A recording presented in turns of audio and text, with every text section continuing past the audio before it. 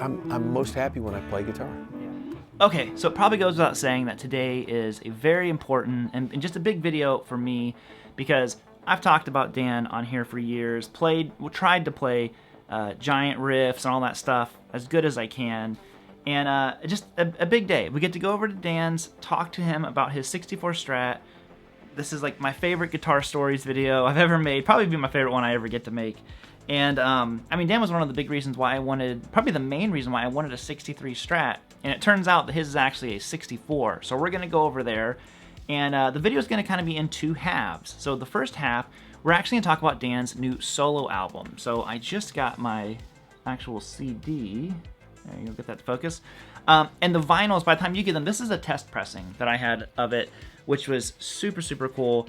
I really believe that these vinyls are going to sell out very, very quick. I will link them down below. I held my video to make sure that it came out when the vinyls will be made available. So they're available today, and I'll link that stuff down below. But like I said, I think these are going to sign out. I don't know if Dan's signing them or any of that kind of stuff, but dude, get one if you can. They will not last long. They told me how many they're making, and they're going to go fast. So if you do want one of the vinyls, I would hop on that ASAP. So I'll link that down below. So that's the first half of the video, and I'll put timestamps on here. But the second half is going to be talking about, you know, giant stuff, the 64 Strat, just all kinds of stuff. It's just such a great conversation with Dan. I've gotten to go over to his house a couple different times working on other videos for different people, and Dan's just awesome. Also, if you guys want to do me a huge favor, hit the subscribe button. I've got more of these guitar stories on the way, more videos around Nashville. Just, if you're a guitar nerd, come on, you're welcome here. Without further ado, I'll quit blabbing and fangirling over Dan, and here's the video. Check it out. Dan's 64 Strat. Awesome. Well, Dan, thank you so much for agreeing to do the video. Happy to do it. Because we're going to cover a bunch of different stuff, and one of the things I think we should start with is that you have a new album coming out. An only album. I was going to say, it's new. This is your first This solo, is it. right? This is it. Yeah. Is this the one? Yeah. Well, you know, that's a funny. It's at the same time funny and a prickly question. Back when I was very young, I was in a rock band, a Christian rock band. Was when I started. I was like 19 years old, and so I was. I did a couple records. With that, I quit the band because I wanted to move to Los Angeles. Went out to Los Angeles and started my studio career.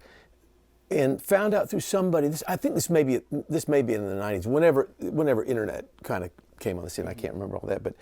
But there was a Dan Huff solo record, and what it was the guy that owned this label that I was on. I can't believe he did this. He extracted solos from records that I had played on, like some of the stuff from White Heart. I've never listened to it, just on principle, because it was so pissed me off. He took those solos and then concocted tracks around them and called it a Dan Huff solo record. Wow. Which is just, I mean, as unethical as you can get. I never pursued it legally. I just refused to acknowledge it because it was such a violation, you know. It's horrible. Yeah.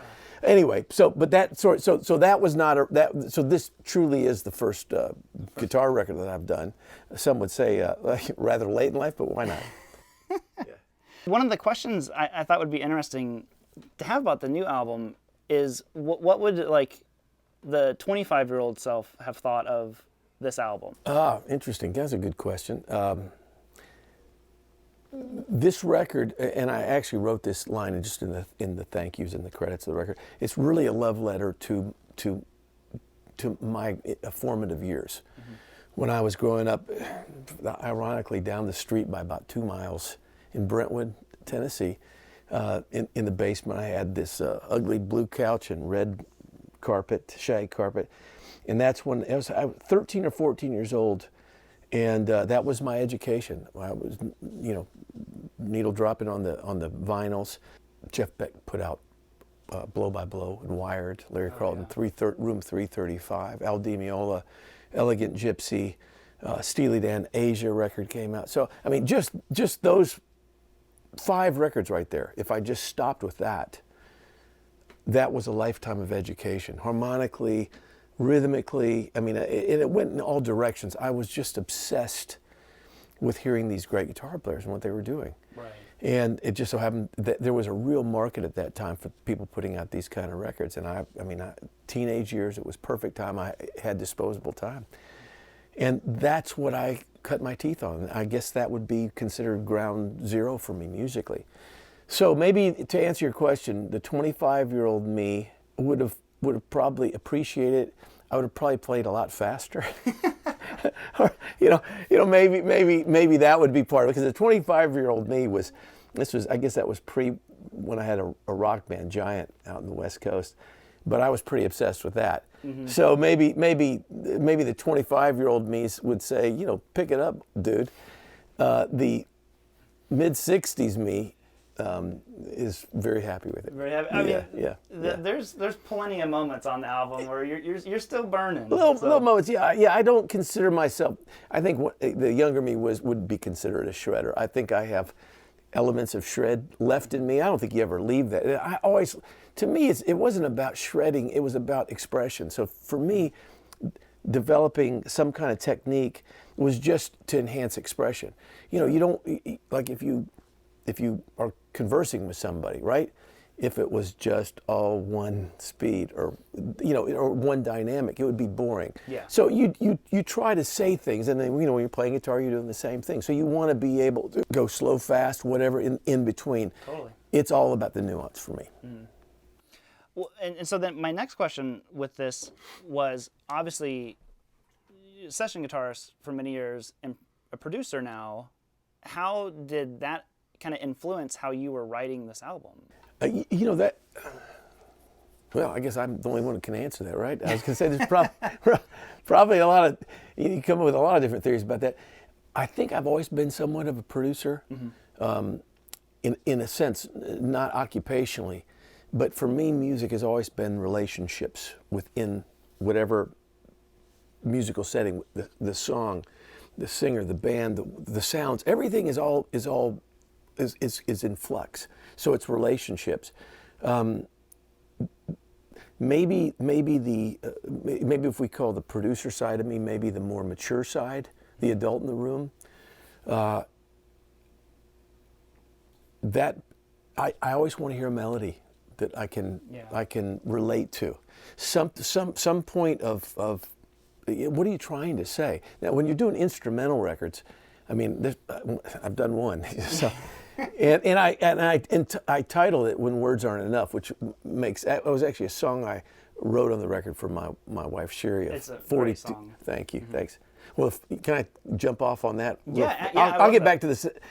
I actually wrote another song for Sherry. Mm-hmm. There was a song I played on the gut string. It was like, let's see.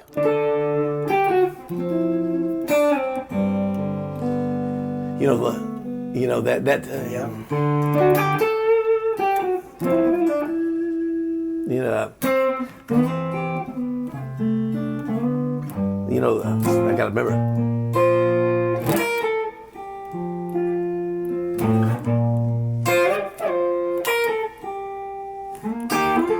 Anyway, I've kind of forgotten it, but anyway, you get the idea. That was a song I wrote for Sherry, and she heard it and goes, "Oh, I like that." And right there, I was like, "Well, all right."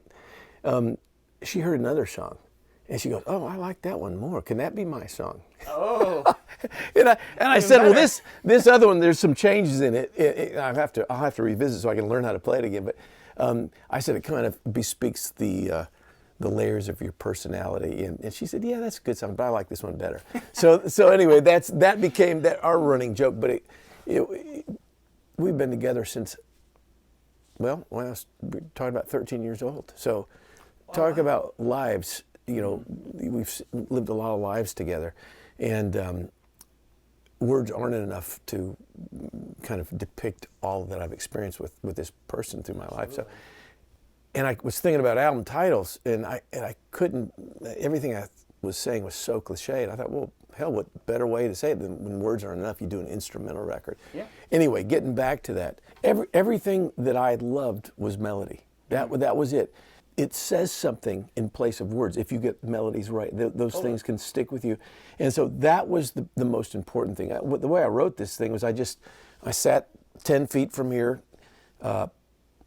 scroll through my Pro Tools, find a groove, and then start just jamming. That's really how it started. And then I'd get a little chord change happening. Sometimes it would be the melody first, and I just played with drums. That was really all it was. So there wasn't much to get in the way between a set groove and a melody, and so that's how the songs were constructed. And so the producer side of me wants to hear that before we would let the guitar player have some fun. So that's kind of how the thing started. Okay, well, and that's cool because we were talking beforehand. What I thought was awesome about the album is they don't sound like jam tracks that you're just playing over. They sound like compositions. Yeah. Like, oh, they sound like songs, you know. Yeah, it's just part of when I grew up, you know, and like I don't know if you ever had the chance, or you Derek, whether you guys have had the chance to see Jeff Beck play live. I didn't, unfortunately. Boy, if there's anything I could wish for guitar players is to see what he live. did. Well, because he was the epitome of that. Solos and melody, it was all the same thing. It wasn't like it wasn't like the head of the song to justify showing off and jam. There's plenty of showing off, Right. but it was all interrelated. It was all compositional, and so it stuck with you. And I could, I'll go back to Sherry. I won't overdo it. She always gets pissed if I talk about her too much. I can't help it. I love her, but she's not like. I would say she would not be that much of an instrumental fan. She likes Motown, she likes pop music. One time I took her to a Jeff Beck show, and she absolutely loved it. She devoured it. And I asked her why. I said, what's different? Because I wouldn't pick you to be, I figured 3 songs and you'd be out of here. And she said, because you're just hearing beautiful songs, and that's exactly what it was. So that's kind of what I was trying to go for, I guess. Yeah. Well, and do you have some favorite, like 2 or 3 favorite tracks on the album? Is there any? On Jeff Beck's record or my record? Your record. Oh, yeah.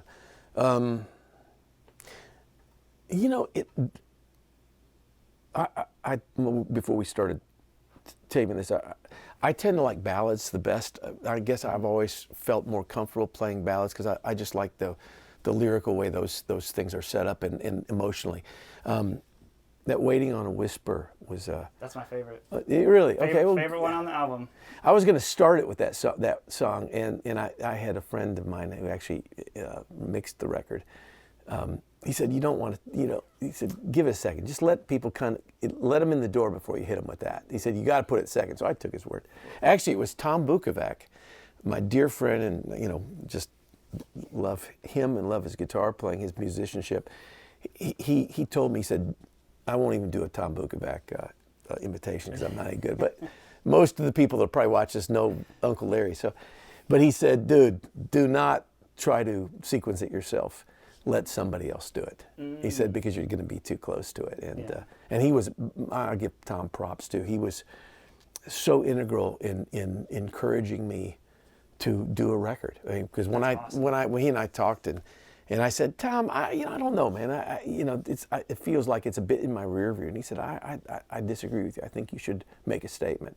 So anyway, and I took his advice on a number of things, and even with the record company that I went with, and Baked Alaska record. Yeah. And I'm glad I did that. But I love that ballad. I love we were talking about also the string arrangement Chris Wilkinson did on it. I love that piece, but there are 2 other ballads. I did a ballad that I did a collaboration with Paul Franklin, the world great steel player, It's called Slow Dance to Goodbye. I love that song. It wasn't written for a steel guitar to be in it, but I was playing a slide guitar, and I thought, this would be a great one to have a different voice in it. And then, of course, I have to say that the other ballad, the When Words Aren't Enough, and that was that's another one too. My wife, I wish she was here because I put it last because I just feel like that's a place of honor, right? Just closing out. And her first thing was like, "Why'd you put it last? Nobody's going to listen that far." I said, "Thanks for your confidence in me," but I do love that one too. So no, and that was my second favorite, which is I think what you open the album up with is Colorado Creepin'. As soon as that one kicked in, I'm like, instantly stank face and yeah. That's all I had at first. It was that drum groove. Really? That was. Yeah, I just started and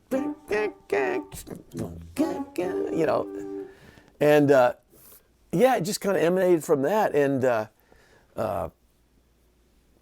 it felt like somebody was creeping. It felt creepy to me, you know, just this. I loved it. And I thought that's because of my oldest daughter lives out in Colorado, and I spend a lot of time in the mountains up there.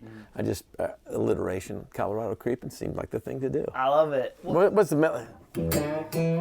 yeah. Yeah. It's well, and one of the things I've always thought was like a signature Dan Huff thing is you make single notes sound so fat. Like even on like the Giant, like you would have like single note riffs, not power chords. I'm always like, how does he make the single notes sound so fat? And then you do it on multiple songs, and I'm like, that's just. You like the tone on that one? Oh yeah. You know, it's funny. It's like now I appreciate that, and I've always been very insecure about my tones. All my life, yeah. Really? Yeah, and I'll tell you why. I mean, this is not me being self-deprecating or anything. This is the truth, but I mean, may as well. It may help somebody at some point. Yeah, because especially when I was living out in Los Angeles, I got to play with some of the greatest guitar players. I mean, from my generation. I got to sit I can't tell you how many records I got to just sit with Mike Landau and myself. I mean, I just, Can't imagine. you know, and of course, it's like, you know, it's to me, I think this analogy holds. It's like when somebody makes you a cup of coffee, it tastes better when they make it, right? It's the same coffee, same sugar. It's just, so I'm sitting next to Mike, and every note that he played always sounded better than mine. It sounded fatter. And it was depressing, but it also inspired me, you know, or I mean, Right. and now, I mean, I'm leaving people out. There's so many great guitar players. The guy that I didn't get to be close to Larry Carlton because he had kind of moved on. One of my influences that I would never stop talking about is Steve Lukather. He was a great, one of the reasons also, he's kind of told people about me being in LA. You know, I'm indebted to him for that, but I also love the way he plays. What an endorsement to have. Geez, yeah. But, okay, getting back to tone. So yeah, so every time I played something, it always sounded thin to me. And the funny thing, even on this record, it's like you can't be objective about yourself. So I said, I'm going to let it go. I just can't worry about it. I'm just going to play, right? I don't know if you want to get into talking about like amps and all that kind of stuff. Yeah. That's I was like leading to it. Well, so. the interesting thing about this record, I'm used to if I want to really play, like I go into some pretty heavy, you know, substantial, like a or Bogner that I have sitting over there, which I really love on the second channel. But it's a really fat sound, not too distorted. You can put a little pedal in front of it; it does great. Or my Diesel, or my Matchless. When I started writing this record, I was given this Rev. I don't know. You probably take a picture of it and show it to. Yeah, I'll get some B-roll. It's a 40-watt little amp. It's just gorgeous sounding. Never had any thought that this was going to be the amp that I was going to use. But as things happen, I started doing my demos. I thought this would be a good time to try this amp out. These guys had been so kind to bring it over. And it became the sound. And so if something didn't sound right, I just either change the tone there or change the tone on my guitar. And that's what became all these songs. Basically, it's the Rev amp, the whole record, except maybe one part on one song. Oh, wow. Isn't that amazing? There's a lot of different tones on the album. I know, and it's like some of them you'll notice have a ton of reverb on them, and it's kind of a thing. It's that. Hey, Derek, what is that pedal there? What's it called? The little reverb pedal? The Mr. Black Supermoon? Yeah, Supermoon. Yeah. Okay. I just did that because I was too lazy to put reverb on the Pro Tools, Really? right? So I mean, so you can see how this is building. It's like stuff just kind of happens, and then it becomes the thing.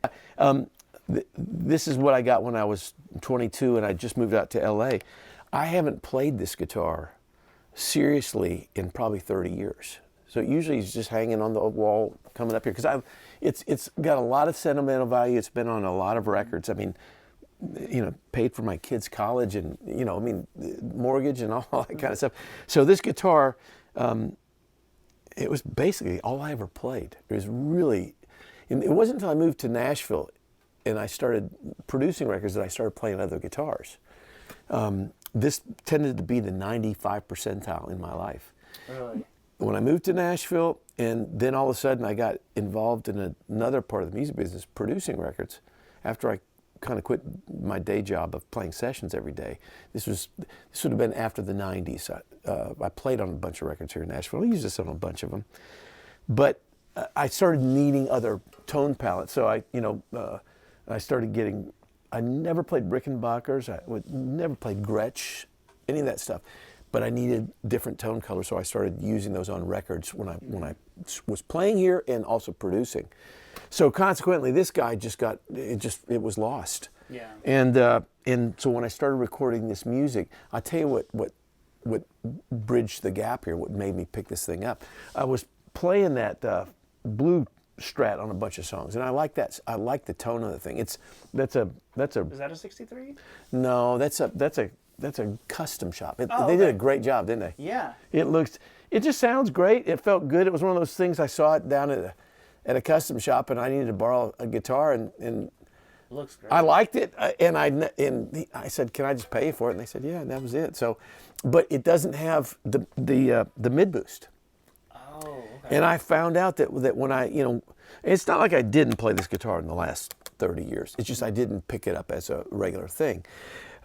What I love is playing solos on it because I can dial the mid boost in as I'm going up the neck. Yeah.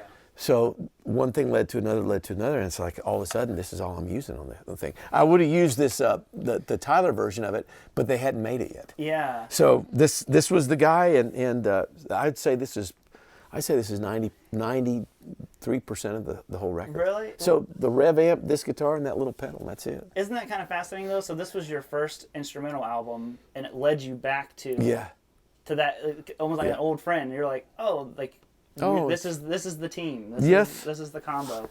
The only thing if I could have asked, because this is what, how many frets? 22 on this one, right? Oh yeah. So yours would be 21.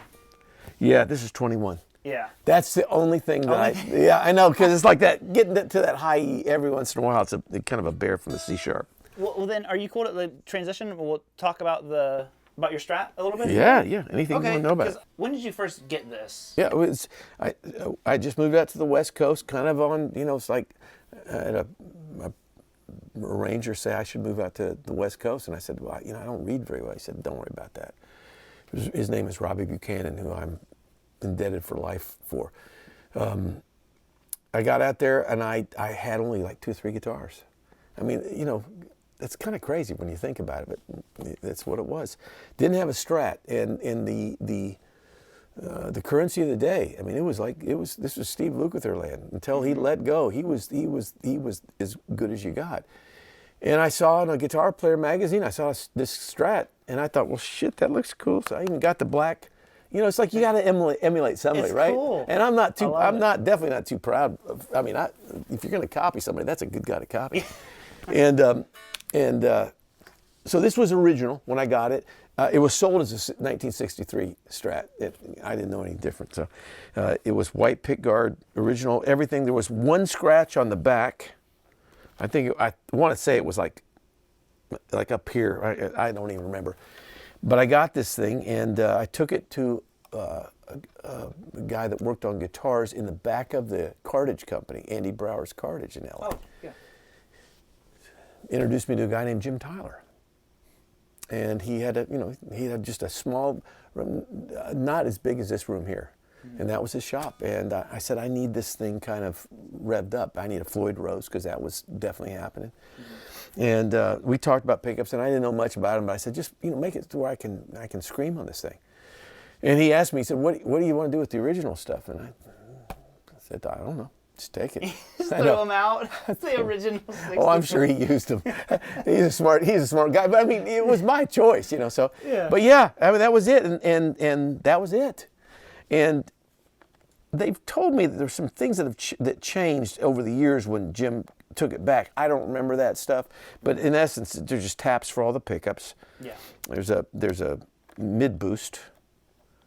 I think that cuts out. It takes it out of the circuit, because I've hardly ever used it without out of the circuit. Because even when it's in, it adds a little chime to the pickups for those clean sounds. That a lot of people like that the chorusy sound that I used in the 80s. I mean, Yeah. overused probably, but I found out that it wasn't just the racks and all that stuff. It was a combination of this guitar, but it was also because the mid boost, and you turn it all the way off, but it added this little ting to the top of it. And that was the sound. And that's what they told me. Rich, who owns Tyler Guitars now, told me that a lot of the younger band guys nowadays, and some of these bands that are emulating the 80s, are asking specifically for that sound, which I find interesting. But and he tells them it's part of it's the mid boost that you have to have in the circuit. And then the only other thing about this guitar, which is kind of cool, you can press this button here, and it adds this front pickup. So you could be on your your bridge pickup, and you can have both. Have the neck in there. And it's kind of cool. That's cool. Yeah. I mean, I don't think I used it a ton. I mean, or I guess you could put it in the out of phase, and then you'd have all three pickups.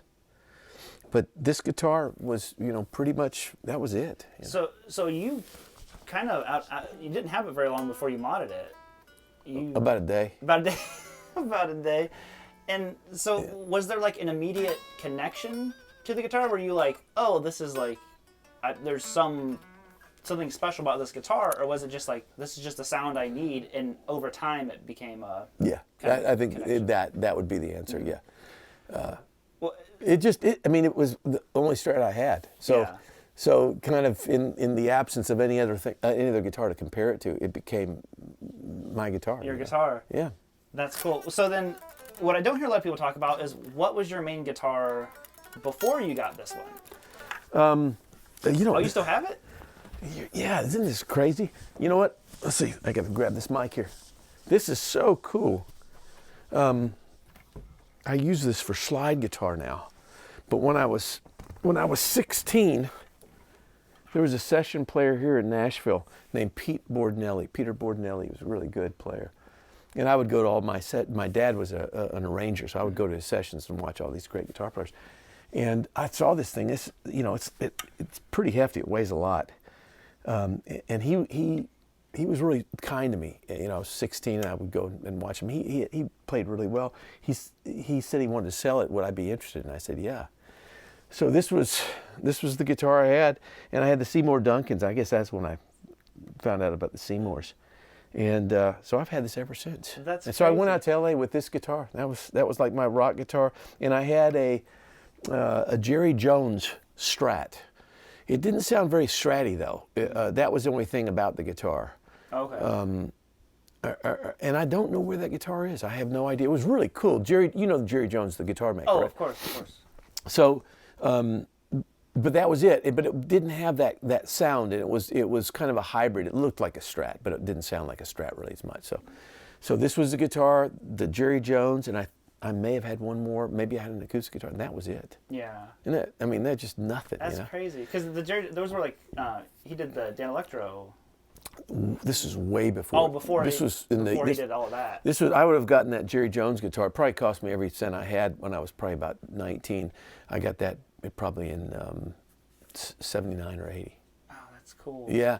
I've only ever seen one other person who used one of those, and I think it was his first guitar too. Who's that? Richie Kotzen.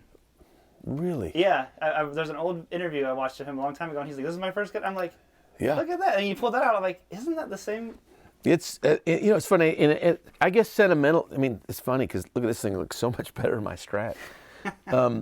But I use it. The action is like about 2 inches off the neck, and I use it for playing slide guitar. It still sounds pretty good. Yeah, that's cool. Yeah. It's, especially that you still have it. I mean, that makes it even better. I know. I do love that. Yeah, 16 years old. So yeah.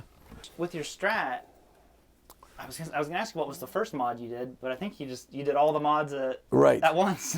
Oh yeah, no, it was just that. One and done. Just Yeah, and I mean, and 10 years later when I moved to Nashville, and I was, I had a band, and I used this all on that record too, on the records. I guess we did a couple of them, and it was everything. It was everything from all the Motown stuff I played, all the clean like pop stuff, and to all the rock stuff. This is basically I used one guitar. Well, I was one of the questions I had was, what was your main guitar in Giant? And it was still this on everything. Yeah, and I took it on the road too. I mean, it's like, you know, it wasn't. This is not a. I'm not precious about the guitar. It's got dings in it, and you know, I mean, you know, it feels like a flat finish. I think I just wore everything out. Wore out. So yeah, you can see the plugs where they had the Floyd Rose in there.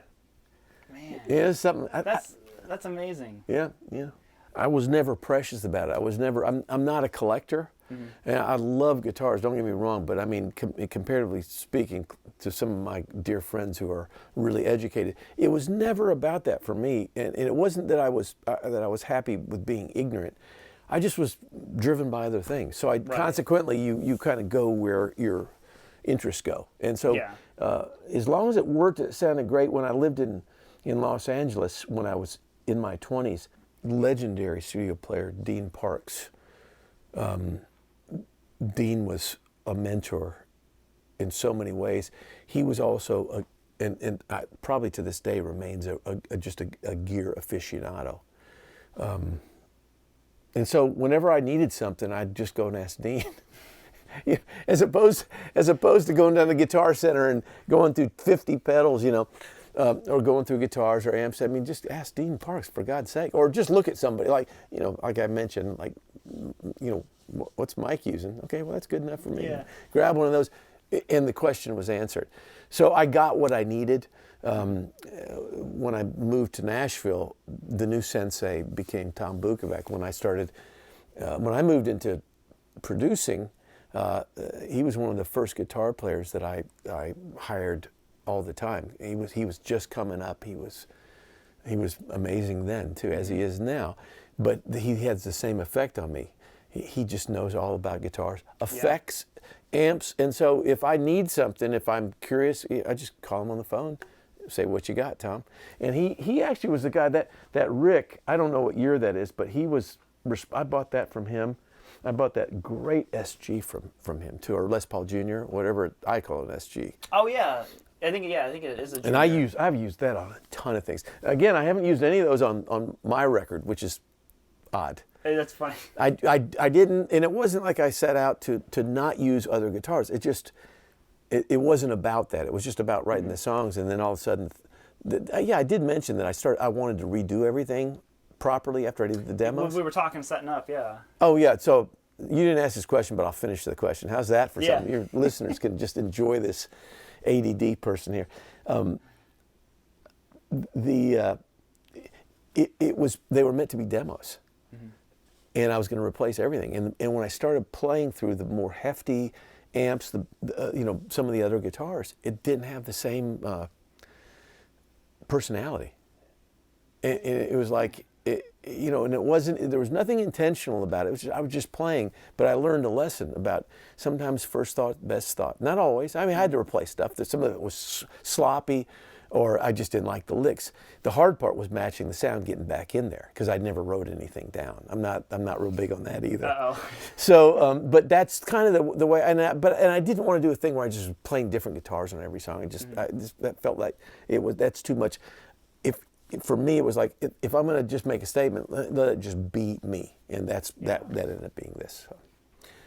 That's a lot of words, man. We maybe should just sit here for about 2 seconds and just breathe in. Sorry, all you folks who are listening to this stuff. I guarantee we couldn't make this video long enough.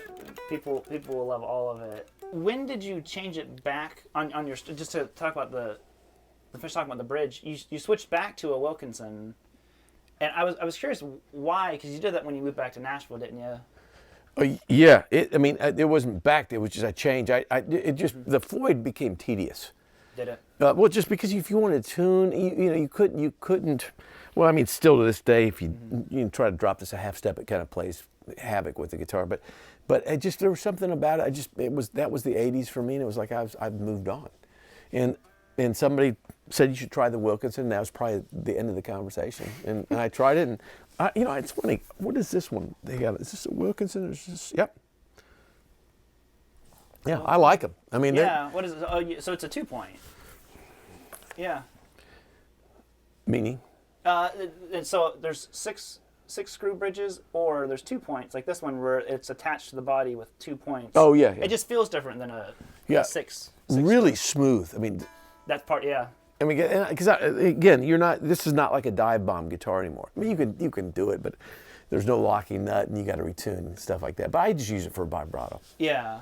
Well, because, like I said, one of the things that I always loved about your playing was how you did you never really did the Eddie whammy bar thing. The way Right. he did it, I always thought had your own sound with it. Probably more influenced by Jeff Beck. I mean, I don't have that that control. Where he's actually playing it like a theremin in a way. Yeah. But like here, I can do it with this one so you can kind of hear. But it's like I've always loved the ability. I'm obviously you the vibe.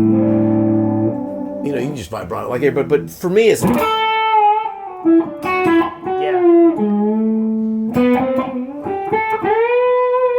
those type of things. That when you. Yeah.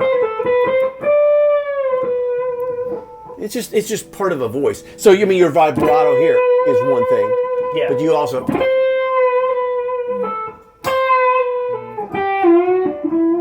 the funny thing is, the more I think about it, it's like if I think about it, I can't do it. You can't do But if you those type of things, Yeah, I just always thought that was really interesting because in the 80s it was much more of like an Eddie style of like whammy bar thing, and then there wasn't a lot of guys who did the tremolo bar stuff the way that you were doing it, with like more like the vocal style almost. You think that like in Giant, wasn't I doing a lot of dive bombs and stuff like that? You did dive bombs, but even like when you would go into notes, you still kind of had that A little bit of that. yeah, like it wasn't, you just didn't go crazy like some people would just grab the whammy bar and Right. go wild, and yours always seemed more vocal. Oh, almost. good. Thank you. Thanks. It's just a part of expression, and if I have my druthers, I mean, it's great. I like playing. I played for years without a wang bar on a lot of these guitars. There's another one that I played a lot. Where is it? Maybe it's the Rick. I think that one became just an obsession for years. I love it. It's oh, you know what? The Firebird. Oh yeah. I bought that from Keith Urban. I played that for a good long time, and he and I were discussing it one time. I think I liked it because of the length of the string. It's almost like a piano tension on those things. But truth be told, whenever I'd play solos, it's always like I was missing just one little element. It's not like I got to grab it for all the every note or every solo. Right. But there are always those moments when you just want that slight little thing that's not. I mean, like you can kind of get like if I was doing that type of thing, I can do it, but it's It's the same but different. and I'm more used to that. I just love having that. I did remember thinking I don't want to be beholden to a wang bar my whole life, just in case. Yeah. So I tried to break the habit, but to be honest, I'm glad I'm kind of back. Yeah. He's back in the saddle again. This is kind of a side, note that I just thought of. Did this guitar make it on like any like Keith Urban's records, like Golden Road or anything like that? The Strat? This Yeah. guy? Do you remember if it didn't make it on any of those? I would think that there has to be somewhere that is. That would be on. I'll rephrase that. You'd think that it would be on one of those. I'm not sure, to be honest. Okay. I mean, the first time I worked with Keith, it's his story's out there. He's told it. But it was a tryout for me, really, because I don't think he was too interested in working with me. He wanted to see if I had anything to bring.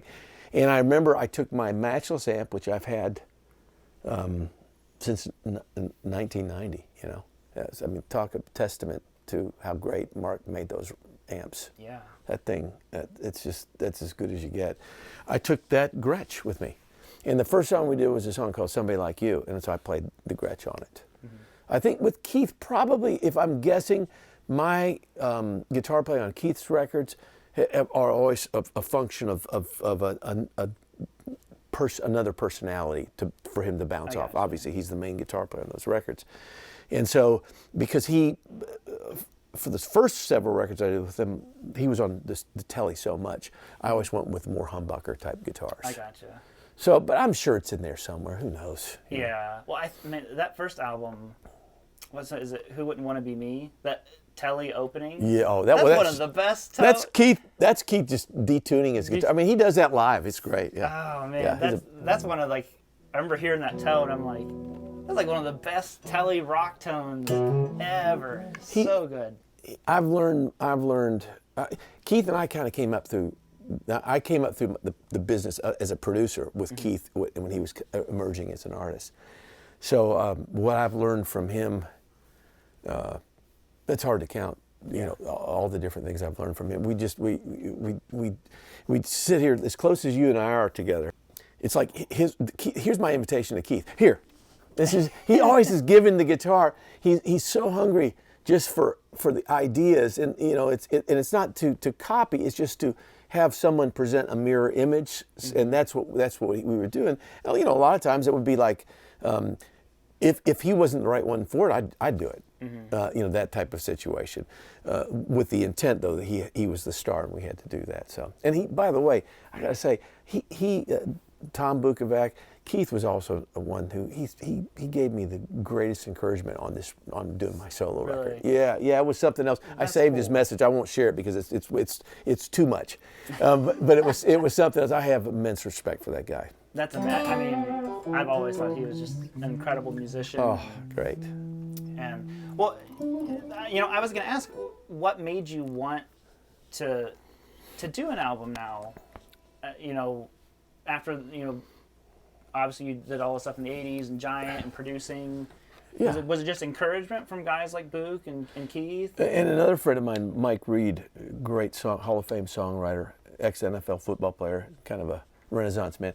He just shamed me into it. He said, "You're chicken shit if you don't." No, I think it was I think it was just time. I think it was just you know, I think I'm not really that much into like legacy. You know, it's like, you know, we live, we die, whatever, you know.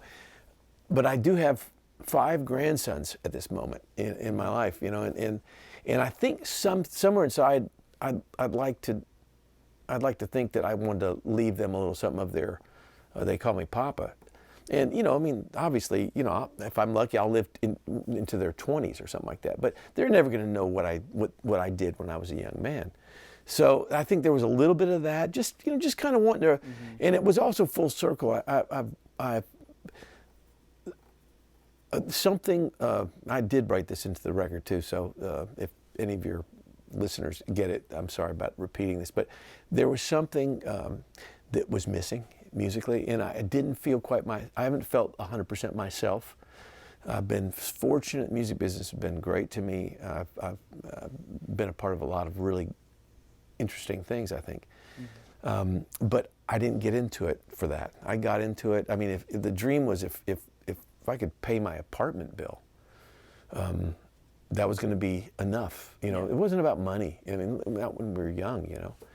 And so anyway, as life tends to do, it leads you down different paths, and you know, kids come. You know, it's you know, we live in a consumer country. You know, everything. Yeah. It's not a judgment against it. It just you can get off track with what maybe your first goals were, and my first goals were just to play the guitar, and I was a producer all of a sudden. You know, so it's funny because I'm grateful for everything that producing has brought to me, except one thing. I always have bristled when people say, "Yeah, here's my friend Dan. He's a record producer." It's like, and I'm in my breath, I'm going, damn it, I'm a guitar player. I'm a guitarist. You know, and nobody thinks of me as a guitar player anymore, you know. Yeah. And so I guess there was a little, maybe there's a little ego in there, you know, like saying, hey, I can do this. Yeah.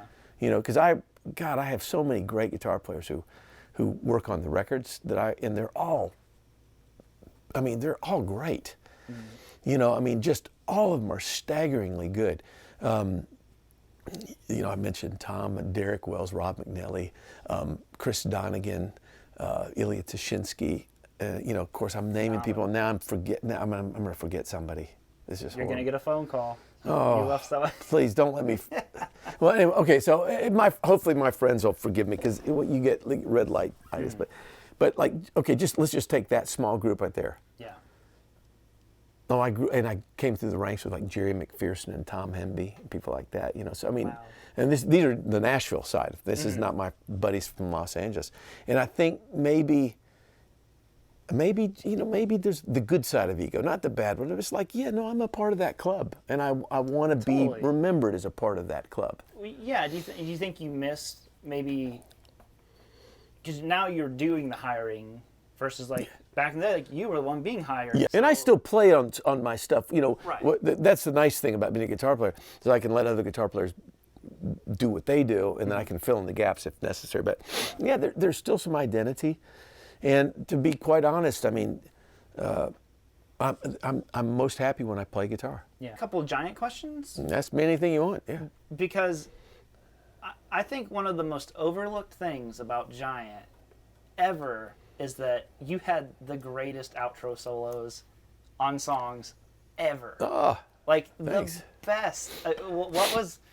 Because the main solos would feel written, and then the outros would always have like a new melody that you would introduce. But then also just burn. I was like the Innocent Days solo. That's one of my favorite outro solos, and it fades out, and I'm always like, but what does he play next? Like I wish I could just. Probably, if truth be told, that's probably the best lick I had. And then it went to hell after that. Kind of what we're talking about. It's you want to. You know who explained this the best to me? I didn't realize it. This is what I've grown to love. But I'll take it back to Keith Urban. We had a really intense conversation one time. It was an argument, and it was probably the most. It was like an epiphany, the way he stated it. And again, I can't. I've already said how much I respect him. One time he said, and literally, I was working on his vocals, and I was comping his vocals, and it sounded really good. And I played it for him. What do you think about this? And he something irritated him. He said, "You make me sound too fucking good." And I was absolutely dumbstruck. I mean, and at first I was like, well, I'm sorry for making you sound so good. He said, Dan, he said, and he wasn't dismissive. He was very passionate about this. And he said, I want my record to sound like it's on a train track, but it's not sitting on the center of the track. Like it's possibly going to go off the rails. I want to feel that. He alluded to punk spirit. It's like because he grew up loving punk music, and it was. I didn't quite internalize it first, but then it like boom, I get it, because that's what I like in music. If there's too much perfection, and again, this is a subjective thing. You can't just say, well, then it all should be live and it should be. It's not about mistakes. It's not about necessary tightness versus untight. It's just the relationship. So basically that's what we're talking about. And if you in answer your question about, I guess the thing that you're alluding to was before I met Keith.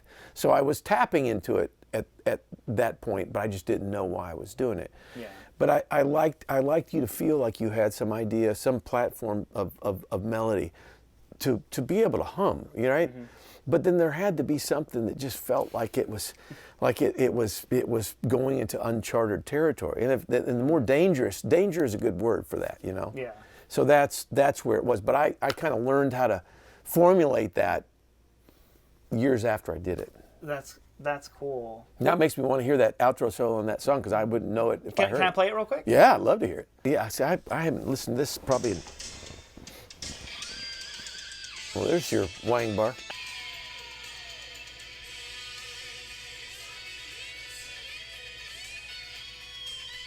Oh, yeah.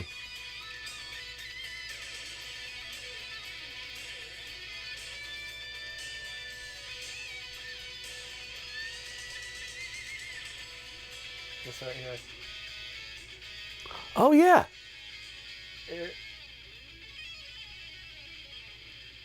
I mean, that's just money. That's money. I'm like, That's fun. Yeah. I've spent so much time. I'm like, how does he play it so clean? I mean, it sounds like you're picking everything. I think it's a Is it a combo? I think it's a combination. Yeah, I mean, it's like I would know how to play it. What key was it in? I think it's like out of E major. Those type of licks. Yeah.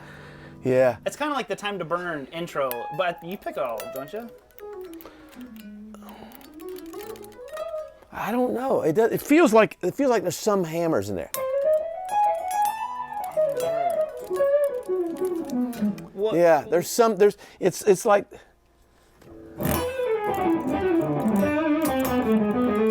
Oh yeah, that like when you're talking about the beginning of the. Yeah. Don't play it quite as clean as I used to, but that's. It's not all picked. It's not all picked, so it's Yeah, a hard lick to play. it is hard. But it do it not having done it. Yeah. But I think I probably could. I don't know if I could play it that way. I don't like the sound of picking every note. Mm-hmm. I like the cleanliness of the sound, but there's something about the hammers. The dynamics and Yeah, like there's a something like that on one of these songs that we have. yeah. I can't slow it down. When I start thinking so about it, I cool. can't do it. I'm not like an instructor from that standpoint. Yeah. As a matter of fact, I did teach when I was in high school, and I was a horrible guitar teacher Really? because I always looked at what the student would do, and it opened up something for me. Mm-hmm. So I've really never analyzed too much about the way I would do something. You just kind of fiddle until you get it right. So listening to that solo, do you think that was all just improvised? That was just off the cuff, probably one take? Well, knowing me, I probably played 10 of them. 10 of them? And figured out which is the best one. At the very end, I have no idea. Man, it's so. Every time I hear it, there's a couple. I think Believer has a really cool outro solo. Yeah. I like the beginning of the intro of that song. That was they actually played that on the radio. When I was living in Los Angeles, on AOR radio, yeah, they just played that thing. It was like, that was a great way to break in, you know. That's. Yeah, talk about an ego rush. That was great, you know. Yeah. And back during that time, you listen to music and people, you know, they didn't know any better. Yeah. Like an intro, if it was a minute, that was good. You're just vibing, right? Yep. Nowadays, I mean, the algorithm cuts you off. So that would be my only, and I think it's a justified gripe. It's like, music is not meant to just be like an Instagram or a soundbite. You know, it's not TikTok has great uses, but it also, man, music is, you're supposed to immerse yourself into it, and that's, you know. So consequently, if you're gonna, like this record, I looked at the times on them. Each song's about 4.5, 5 minutes. You know. Yep. So. I mean, Zeppelin is a great example of like, you didn't know what you were getting with them from one album to another. No. So anyway, but you know, I appreciate it. I mean, I appreciate you talking about the record. I'm excited about sharing it, but I'm not a really great business person about. Like, I'm not into, you know, it's like I'm not a, you know, no makeup. No, but I'm not a great promoter of stuff. So, you know, it's like, I hope people dig it, and I'm the thing I'm most appreciative of is that I've been able to play guitar for this many years. Yeah. And make a lot of friends, and you know, it's like you get to do what you've enjoyed. You know, we were sitting here talking about, you know, when you came up and doing the '80s thing when you were a teenager, right, during the '80s or 13. This was early 2000s. Yeah, and Stuff was all dead and gone. And it's like your whole life you do this stuff. I mean, the fact that we get to do this for our jobs, come on. Yeah, it's lucky. It's not too bad. No, it's great. I mean, total gratitude from that standpoint. So I'll shut up. No. I just, like I said, thanks so much for letting us come over here, telling us about the album, telling about your guitar. And so I don't think we talked too much about it. The Tyler that you have there. Yeah. It's something that Rich and them are making now. I mean, he came out here and he measured He took this bad boy apart. Yeah. I mean, he showed me pictures. It was like it was in pieces. I think he went to Glazier's and dismantled the whole thing. Yeah. Yeah. No, I can't say enough about these guys. I mean, they wanted to do. They call it my guitar. I don't know what there's a name for it, but whatever. But they got my session signature on the lead, back. That's yeah. nice. I was glad they put it on the back, not the front. But it's true to this guitar, and I think they're selling it with the Floyd. I just requested okay. my guitar not have the Without Floyd it. because I didn't want to play it. But it's not because of that. And I will say this, and I can say this because I'm not making money off this thing. I'm not. I didn't. That's not how I didn't want to sell guitars. They've been so kind to me. They build me guitars, and that's a fair trade as far as I'm concerned. So if people like this and they want to buy it. But I told Rich this, and because I said I'd be so happy to tell people how I feel about this guitar. Yeah. And he said he was a little nervous because I said I like it better than the way mine is. And I don't, I mean, it's different wood and all this stuff. But I actually, when he brought this thing over, I was absolutely blown away with it, and would have used this solely on this record had I had it. So. Well, that actually brings up another question. If you don't mind me asking you more stuff, because you said you used the rev amp as the main amp, which would have been what did you like kind of like audition the matchless at all, or you just the rev amp had the sound? And if I'm going, the matchless is probably, as far as pound for pound, I've used that on probably more things than not during my career. My matchless has a really zingy top end, so it's great for rhythm. It's like the chime part of the sound. For soloing and for just the core of the sound, the rev seems to have more mid-range. It's kind of my sounds too. It's like I like where Joe Walsh comes in on sound, even live. It's he really understands where a guitar fits as far as mid-range in a track. If you get too much bottom end, you lose other instruments, and this rev seems to be the deal from that standpoint. Now, like it's not like I can't say that one's better than the other. They're just very different. But it's something that, I mean, as much as I've used that matchless, that I didn't use it on my record. Well, because a lot of the songs, there's only one guitar happening, like Waiting on a Whisper or something like that. Like there's not a lot of double tracking in that essence. So you probably want a guitar that's a bigger, more mid. Is that maybe that's why you kind of favored it, just on its own? Maybe it sets up different. There's something that's very this amp. It's not about imperfections. It sounds really honest to me. That's it's got like I said, a little bit of giddy up and go on that second channel, but you can't hide behind distortion on the amp. Yeah. So it makes me play differently. Like when I'm I love you could hear it's got sustain for days. I was gonna say. When it goes let's see.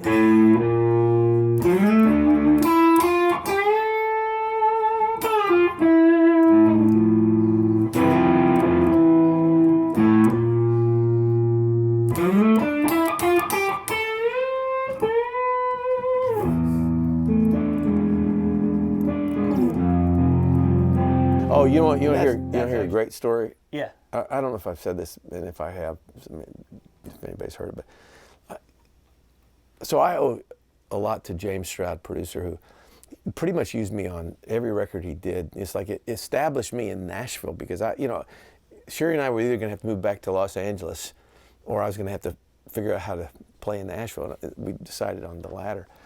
But I'll never forget one time I was playing, and James was looking for a different sound for his record, so I was a good fit for him, right? The funny thing about it was that I'll never forget this, and I almost start perspiring when I tell this, because this is exactly what happened. We were at Quad Studios, and Brent was playing and I was playing, and James goes, and it was like a ripping country song. He goes, "Dude, chicken picking thing, Dan." And I was like, "You mean Brent, right?" No, I want you to do it, Dan." Brent's sitting literally where you're sitting with his guitar. I couldn't imagine. And I'm telling you, I mean, it's like, you ever have something where you're so nervous you almost want to just vomit? Yeah. It was the worst 10 minutes of my life. Really? Because whatever I was doing, I guarantee sucked, number one. And I'm sitting across from the greatest at this. And it's like, and Brent just, I mean, he was so kind, you know, I mean, I'm sure he was sitting there going, oh, you know, he was probably feeling two things. This guy's hurting on this thing, and he was probably felt sorry for me, you know, whatever it was. I mean, he's a friend. Brent's a sweetheart. Oh, he is. No, but I'm telling you, that was there. I don't think I've ever had a situation where I felt more shamed, and not because of freaking Brent Mason. Brent was is upstanding, but it's just because it's like, why do that to me? Why are you doing that? Yeah. So anyway, yeah. I think that's a good one to end on. Good end on the shame of Dan Huff. The shame. That's exactly what it is. Yeah. Awesome. Well, thank you so much, Dan. Pleasure. I really appreciate it, man. Pleasure. You got plenty to edit out. Yeah. Yeah.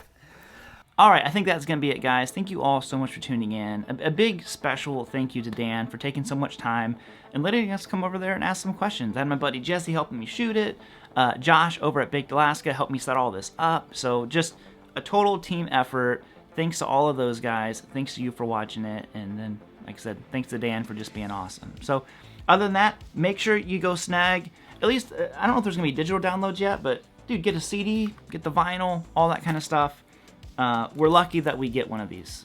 You know, we truly are. And I hope you guys dug it. All right, later, homies.